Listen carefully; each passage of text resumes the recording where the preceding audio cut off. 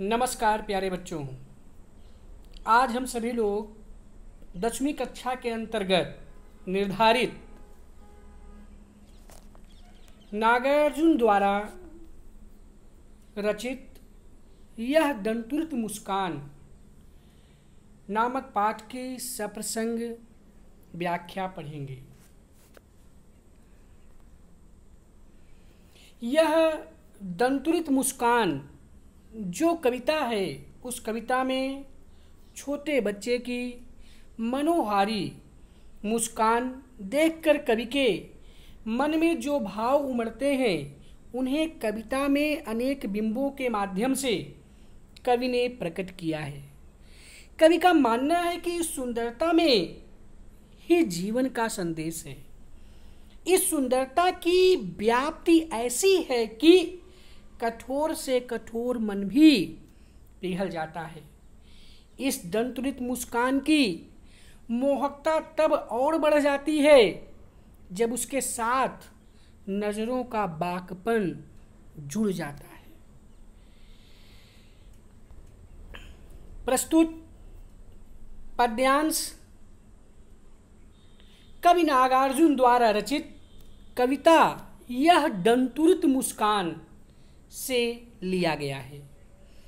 कवि ने छोटे बच्चे के मनोहारी अर्थात मन को हर लेने वाली मुस्कान देखकर मन में उठने वाले भावों को अपने अनेक बिंबों के माध्यम से प्रकट किया है।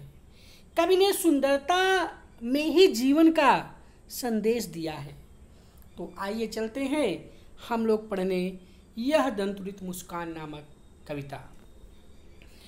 यह दंतुरित मुस्कान, यह दंतुरित मुस्कान, यह दंतुरित मुस्कान, यह दंतुरित मुस्कान, मृतक में भी डाल देगी जान, मृतक में भी डाल देगी जान, यह दंतुरित मुस्कान, यह दंतुरित मुस्कान, धूले धूसर तुम्हारे ये गात, धूल धूसर तुम्हारे ये गात, छोड़कर तालाब मेरी झोपड़ी में, छोड़कर तालाब मेरी झोपड़ी में खिल रहे जल जात, यह दंतुरित मुस्कान, यह दंतुरित मुस्कान, परस पाकर तुम्हारा ही प्राण, परस पाकर तुम्हारा ही प्राण, पिघल कर जल बन गया होगा, पिघल कर जल बन गया होगा, कठिन पाषाण, यह दंतुरित मुस्कान, यह दंतुरित मुस्कान, यह दंतुरित मुस्कान, छू गया तुमसे कि झरने लग पड़े, छू गया तुमसे कि झरने लग पड़े, शेफालिका के फूल, शेफालिका के फूल, यह दंतुरित मुस्कान, यह दंतुरित मुस्कान, यह दंतुरित मुस्कान, बांस था कि बबूल तुम मुझे पाए नहीं, तुम से था कि बबूल तुम मुझे पाए नहीं जान, देखते ही रहोगे अनिमेष, तुम मुझे पाए नहीं पहचान, देखते ही रहोगे अनिमेष। थक गए हो, थक गए हो, आँख लूं मैं फिर, थक गए हो, आँख लूं मैं फिर। यह दंतुरित मुस्कान, यह दंतुरित मुस्कान, यह दंतुरित मुस्कान, यह दंतुरित मुस्कान। क्या हुआ यदि हो सके परिचित न, क्या हुआ यदि हो सके परिचित न पहली बार, न पहली बार। क्या हुआ यदि हो सके परिचित न पहली बार। यदि तुम्हारी माँ, यदि तुम्हारी माँ ना माध्यम बनी होती आज, मैं न सकता देख, मैं न पाता जान, मैं न सकता देख, मैं न पाता जान। यह दंतुरित मुस्कान, यह दंतुरित मुस्कान, तुम्हारी दंतुरित मुस्कान, यह दंतुरित मुस्कान। धन्य तुम माँ भी तुम्हारी, धन्य धन्य तुम माँ भी तुम्हारी, धन चिरप्रवासी मैं इतर मैं अन्य, चिरप्रवासी मैं इतर मैं अन्य। इस अतिथि से प्रिय, इस अतिथि से प्रिय तुम्हारा क्या रहा संपर्क, क्या रहा संपर्क। यह दंतुरित मुस्कान, यह दंतुरित मुस्कान, यह दंतुरित मुस्कान, तुम्हारी दंतुरित मुस्कान। उंगलियों माँ की कराती रही मधुपर्क, उंगलियाँ माँ की कराती रही हैं मधुपर्क। देखते तुम इधर कनखी मार, देखते तुम इधर कनखी मार। यह दंतुरित मुस्कान, तुम्हारी दंतुरित मुस्कान। और होती जब की आँखें चार, और होती जब की आँखें चार, तब तुम्हारी दंतुरित मुस्कान, तब तुम्हारी दंतुरित मुस्कान। मुझे लगती बड़ी ही छविमान, मुझे लगती बड़ी ही छविमान। यह दंतुरित मुस्कान, यह दंतुरित मुस्कान, तुम्हारी दंतुरित मुस्कान, यह दंतुरित मुस्कान।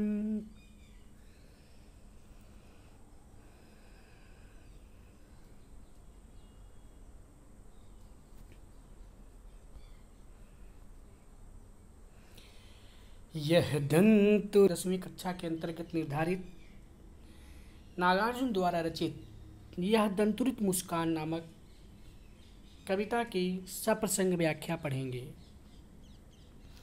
यह दंतुरित मुस्कान, यह दंतुरित मुस्कान, यह दंतुरित मुस्कान, यह दंतुरित मुस्कान मृतक में भी डाल देगी जान, मृतक में भी डाल देगी जान। यह दंतुरित मुस्कान, यह दंतुरित मुस्कान धूली धूसर तुम्हारे गात, धूली धूसर तुम्हारे ये गात, धूली धूसर तुम्हारे ये गात। यह दंतुरित मुस्कान, यह दंतुरित मुस्कान छोड़कर तालाब, छोड़कर तालाब मेरी झोपड़ी में छोड़ कर तालाब मेरी झोपड़ी में खिल रहे जल जात। यह दंतुरित मुस्कान, यह दंतुरित मुस्कान परस पाकर तुम्हारा ही प्राण, परस पाकर तुम्हारा ही प्राण पिघल कर जल बन गया होगा, पिघल कर जल बन गया होगा। कठिन पाषाण यह दंतुरित मुस्कान, यह दंतुरित मुस्कान, यह दंतुरित मुस्कान। प्रस्तुत पद्यांश कवि नागार्जुन द्वारा रचित कविता यह दंतुरित मुस्कान से उद्घृत है, अर्थात लिया गया है। कवि ने छोटे बच्चे की मनोहारी मुस्कान देखकर मन में उठने वाले भावों को अनेक बिंबों के माध्यम से प्रकट किया है। कवि ने सुंदरता में ही जीवन का संदेश देते हुए कहा है कि यह दंतुरित मुस्कान, छोटे बच्चे, इसमें लगभग 7-8 महीने के एक शिशु की मधुर मोहनी मुस्कान का वर्णन किया है। क्योंकि जब छोटे बच्चे छोटे होते हैं और उनके जब मुंह में आगे के 2 दांत निकलते हैं, 2 दांत निकले हुए रहते हैं, और ऐसी स्थिति में जब वो बच्चे मुस्कुराते हैं तो उनकी मुस्कुराहट मन को हर लेती है, उनकी सुंदरता में 4 चांद लगा देती है, सारी निराशाओं को, सारी दुख दर्द को उनकी एक मुस्कान दूर कर देती है। इसलिए कवि कह रहा है कि यहाँ पर कि यह दंतुरित मुस्कान, दंतुरित, दंत माने दांत से युक्त मुस्कान। कौन से दांत? छोटे बच्चों के मुख के आगे के जो दांत हैं, मुस्कुराते समय जब आगे के वो दोनों दांत दिखाई देते हैं तो वह मुस्कान दंतुरित मुस्कान की तरह प्रकट होती है, अर्थात वह उनकी दंतुरित मुस्कान होती है। इसलिए कवि कह रहा है कि यह दंतुरित मुस्कान, जो यह तुम्हारे नए नए दांतों की मधुर मुस्कान है, उस मुस्कान को देख करके मृतक माने मरे हुए, यहाँ मृतक का तात्पर्य मरे हुए से नहीं है, यहाँ पर मृतक का तात्पर्य निराशा में डूब गए व्यक्ति से है। यानी जो व्यक्ति आशाओं को का त्याग कर देते हैं, घोर निराशा में चले जाते हैं कि अब तो जीवन में कुछ नहीं है, ऐसे निराश व्यक्तियों के शरीर में डाल देगी जान। जान माने प्राण का संचार कर देती है। यानी कवि कह रहा है कि यह दंतुरित मुस्कान, बच्चों के नए नए दांतों की मधुर मुस्कान को देख करके मृतक माने निराशा के घोर गर्त में डूबे हुए व्यक्ति के शरीर में भी डाल देगी जान, प्राणों का संचार हो जाता है। छोटे बच्चों के नए की नई नई दांतों की मनोहारी मुस्कान को देख करके मुर्दा व्यक्ति भी जीवित हो जाता है। अर्थात निराशा में डूबे हुए व्यक्ति के मन में भी आशा का संचार हो जाता है।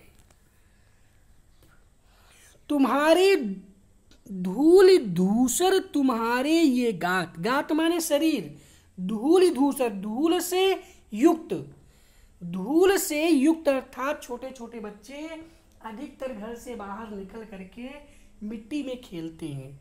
जब बच्चे मिट्टी में खेलते हैं तो वे मिट्टी की धूल को अपने शरीरों में लगा लेते हैं या लग जाते हैं खेलते समय, तो उनका जो शरीर है वह धूल से युक्त हो जाता है। इसलिए नागार्जुन जी ने यहाँ पर बताया है कि धूल धूसर तुम्हारे ये गात, गात माने शरीर, कि तुम्हारे धूल मिट्टी से सने शरीर अर्थात अंग प्रत्यंग इतने आकर्षक और मनमोहन लग रहे हैं कि मानो छोड़कर तालाब मेरी झोपड़ी में खिल रहे जलजात। जलजात माने होता है कमल। ऐसा लगता है जैसे मानो कमल छोड़कर तालाब, तालाब को छोड़ करके मेरी झोपड़ी में खिल रहे हूं। तुम्हारे धूल धूसर तुम्हारे ये गात, तुम्हारे धूल मिट्टी से सने हुए अंग प्रत्यंग इतने आकर्षक और मनोहर लग रहे हैं मानो जलजात अर्थात कमल तालाब को छोड़ करके मेरी झोपड़ी में खिल रहे हूं।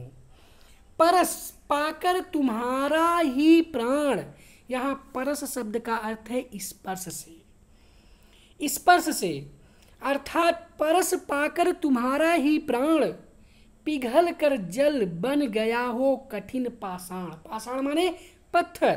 तो कवि यहां पर कह रहा है, यहां पर कवि यह कहना चाहता है कि जो है तुम्हारे परस पाकर, बच्चों का शरीर कोमल होता है, बच्चे कोमलांगी होते हैं, उनका शरीर कोमल होता है, तो इसलिए नागार्जुन जी कहते हैं कि परस पाकर तुम्हारा ही प्राण, तुम्हारा कोमल स्पर्श पाकर, प्राण का तात्पर्य यहाँ पर मन से है, मन इस तरह भावुक हो जाता है जैसे उसके स्पर्श मात्र से कठिन पाषाण, कठिन माने कठोर, पाषाण माने पत्थर, पिघल कर जल माने पानी बन गया हो।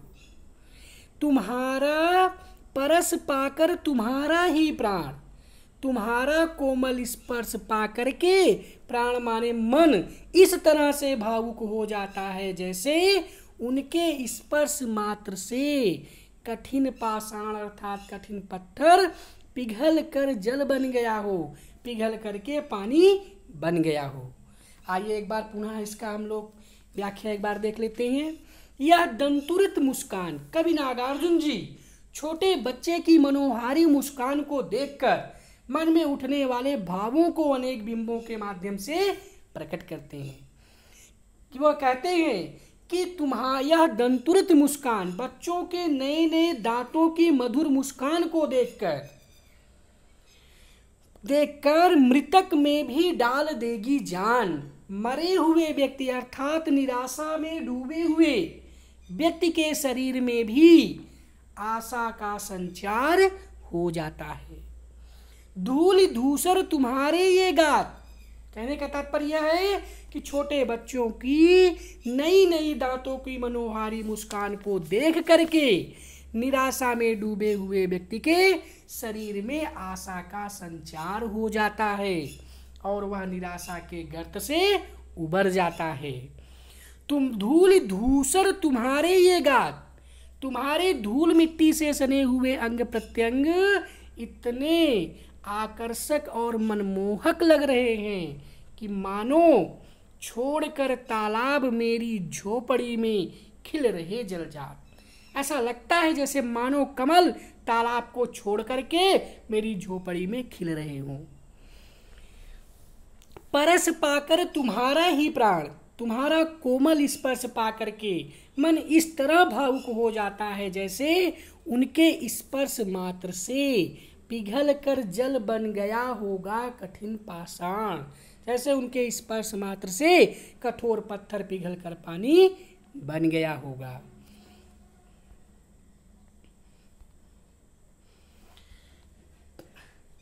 यह दंतुरित मुस्कान, यह दंतुरित मुस्कान, यह दंतुरित मुस्कान, तुम्हारी दंतुरित मुस्कान, छू गया कि तुमसे, छू गया तुमसे कि झरने लग पड़े, छू गया तुमसे कि झरने लग पड़े, शेफालिका के फूल बांस था कि बबूल, शेफालिका के फूल बांस था कि बबूल, तुम मुझे पाए नहीं पहचान, तुम मुझे पाए नहीं पहचान, देखते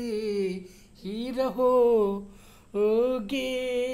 अनिमेष, देखते ही रहोगे अनिमेष, थक गए हो, थक गए हो, आँख लूं मैं फेर, थक गए हो, आँख लूं मैं फेर, यह दंतुरित मुस्कान, तुम्हारी दंतुरित मुस्कान, यह दंतुरित मुस्कान, तुम्हारी दंतुरित मुस्कान। यहाँ कवि ने छोटे बच्चे की मनोहारी मुस्कान देखकर मन में उठने वाले भावों को अनेक बिंबों के माध्यम से प्रकट किया है। कवि यह कह रहा है कि जो है पता नहीं, छू गया तुमसे कि झरने लग पड़े शेफालिका के फूल, यानी तुम्हारे स्पर्श मात्र से, छू गया, छूना मतलब स्पर्श, छू गया तुमसे, तुमसे माने तुम्हारे, छू गया माने स्पर्श मात्र से, शेफालिका के फूल झरने लग पड़े, शेफालिका के सुंदर और सुगंधित फूल झरने लगे। छू गया तुमसे कि झरने लग पड़े शेफालिका के फूल, तुमसे छू गया, तुम्हारे स्पर्श मात्र से शेफालिका के फूल, शेफालिका के सुंदर और सुगंधित फूल झरने लग पड़े, अर्थात झरने लगे। बांस था कि बबूल, पता नहीं बांस या बबूल का पेड़ था, यह नहीं पता है, यानी तुम्हारे स्पर्श से बांस और बबूल के पेड़ भी शेफालिका के सुंदर और सुगंधित फूल की तरह उनके भी फूल झरने लगते हैं और सुगंध को फैलाने लगते हैं। तो कवि यहाँ पर कहना यह चाहता है कि छू गया तुमसे, तुम्हारे स्पर्श मात्र से शेफालिका के सुंदर और सुगंधित फूल झरने लग पड़े, झरने लगे।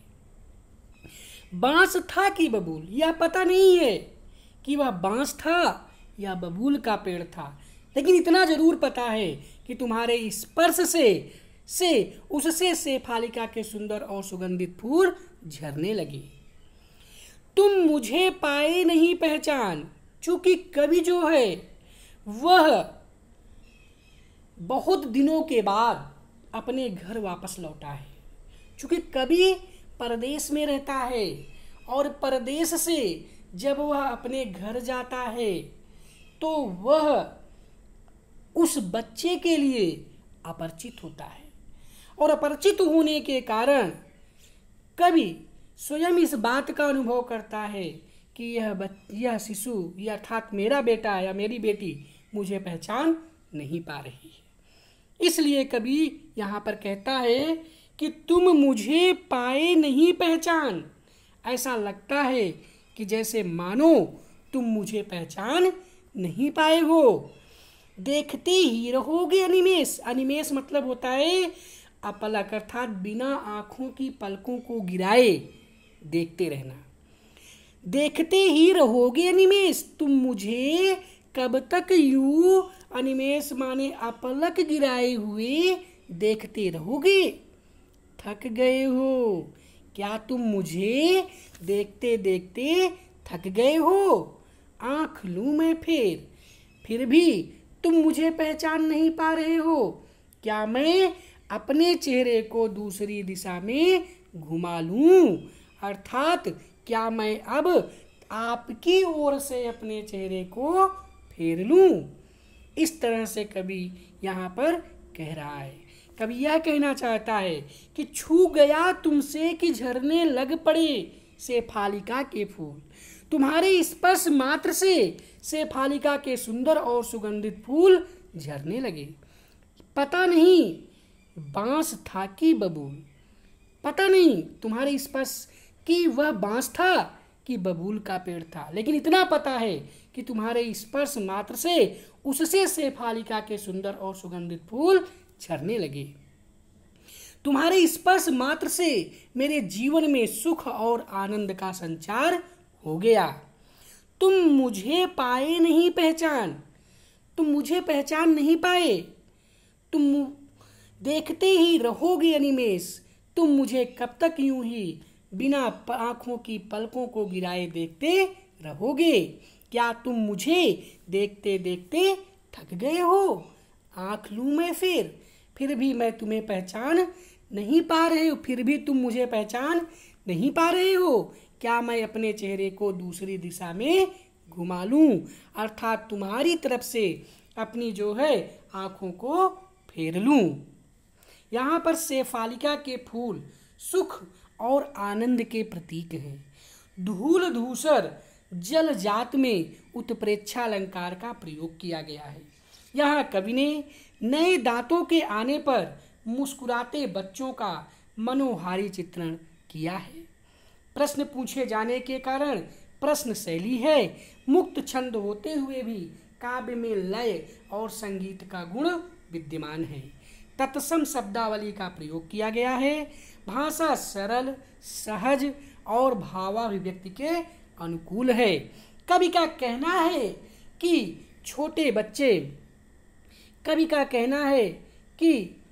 बच्चे के मुंह में जब नए दांत आते हैं तो उसकी मुस्कान अत्यंत मनमोहक लगती है। उनकी मुस्कान देखकर कठोर हृदय भी पिघल जाता है। निराशा में डूबे हुए व्यक्ति के अंदर आशा का संचार हो जाता है। अपरिचित को वह अपलक देखता हुआ पहचानने का प्रयत्न करता है और परिचित को देखकर वह मुस्कुरा देता है। इस तरह की बातों को कवि ने यहाँ पर कहने का प्रयास किया है।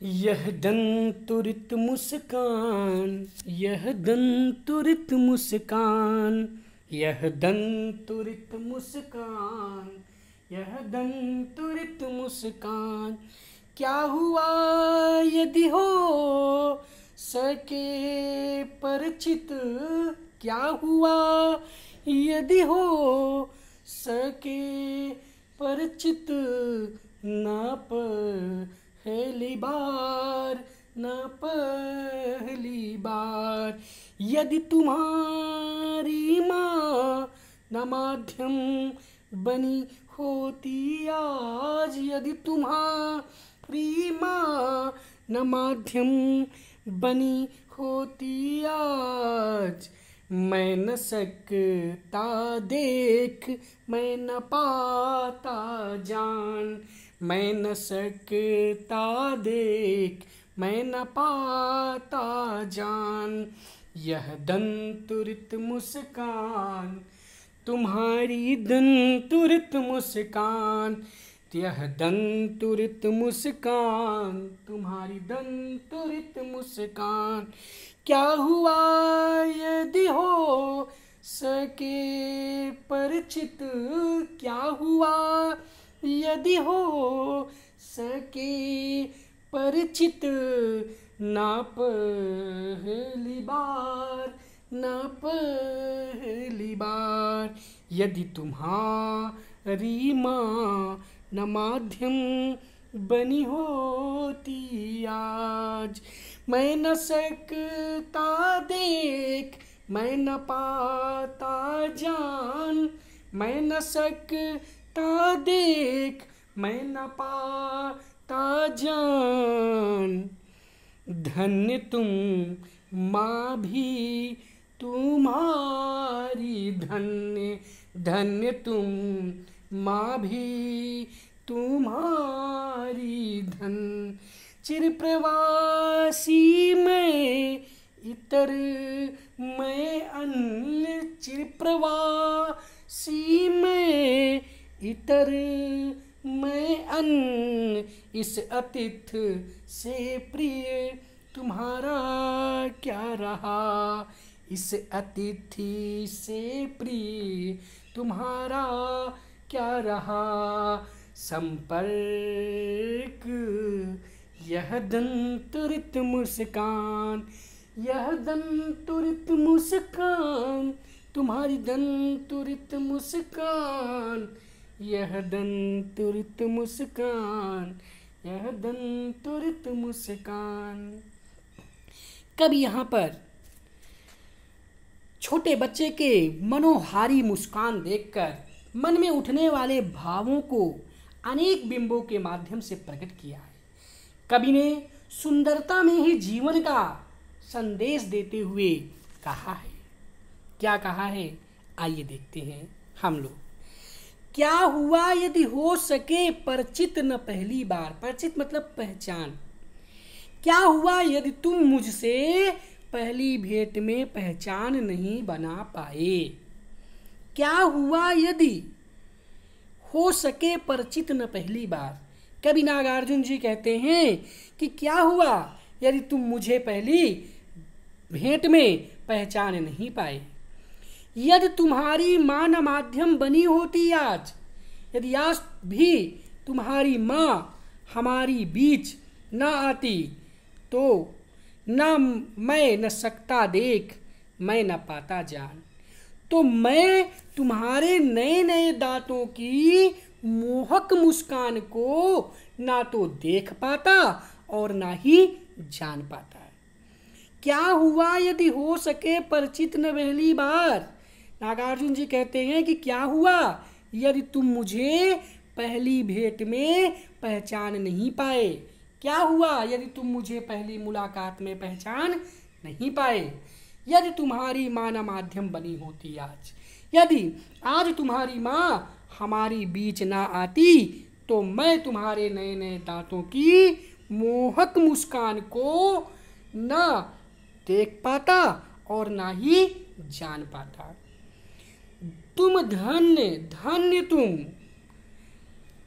मैं माँ भी तुम्हारी धन्य। यहाँ नागार्जुन जी माँ के दर्जे को, माँ के स्थान को सर्वोपरि बताते हैं कि माँ का क्या महत्व है इस संसार में, और एक बच्चे की नज़र में, और एक पति की नज़र में, एक आदमी की नज़र में। इसी बात को यहाँ पर नागार्जुन जी बताते हैं कि तुम धन्य, तुम्हारी यह मधुर मुस्कान जो निराशा में डूबे हुए व्यक्ति के मन में आशा का संचार करता है, तुम्हारी यह मधुर मुस्कान धन्य है। माँ भी तुम्हारी धन्य, और तुम्हें जन्म देने वाली तुम्हारी माँ भी धन्य है, जिन्होंने तुम्हें जन्म दे करके इस संसार में निराशा में डूबे हुए लोगों के अंदर आशा का संचार किया है। क्योंकि तुम्हारी दंतुरित मुस्कान को देख करके निराश व्यक्तियों के हृदय में, मन में आशा का संचार होता है। चिर प्रवासी मैं इतर मैं अन्य, मैं इतर मैं तो दूसरा हूँ। मैं इतर अर्थात मैं तो दूसरा ही हूँ। चिर प्रवासी और बहुत दूर से यहाँ आया हूँ, बहुत दूर से आया हूँ, मैं तुम्हारे लिए अपरिचित हूँ। अरे मेरे प्रिय बच्चे, इस अतिथि से प्रिय तुम्हारा क्या रहा संपर्क। अरे प्रिय बच्चे, तुम्हारा इस अतिथि से, इस मेहमान से कोई संबंध नहीं है, हमारी आपस में कोई जान पहचान नहीं है, अर्थात हमारा कोई संपर्क नहीं है। चिर प्रवासी मैं इतर, मैं धन्य, धन्य तुम माँ भी तुम्हारी धन्य। हे बालक, तुम धन्य हो, माँ भी तुम्हारी धन्य, तुम्हें जन्म देने वाली तुम्हारी माँ भी धन्य है। चिर प्रवासी मैं इतर, मैं तो कोई दूसरा ही हूँ और बहुत दूर से आया हूँ। मैं तुम्हारे लिए अन्य अर्थात अपरिचित हूँ। अरे प्रिय बच्चे, इस अतिथि से प्रिय तुम्हारा क्या रहा संपर्क। प्रिय बच्चे, तुम्हारा इस अतिथि से, इस मेहमान से कोई संबंध नहीं है। हमारी आपस में कोई जान पहचान नहीं है।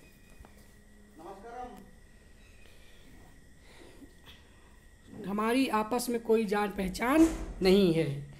यह दंतुरित मुस्कान, क्या बात है गुरुजी। आइए आइए, क्या मन्ना सब दे रहे हैं क्या? और केला खिला रहे हो आप? गड़बड़ा देंगे आप। आज तो नहीं मिले क्या केला, आप दिए ही नहीं।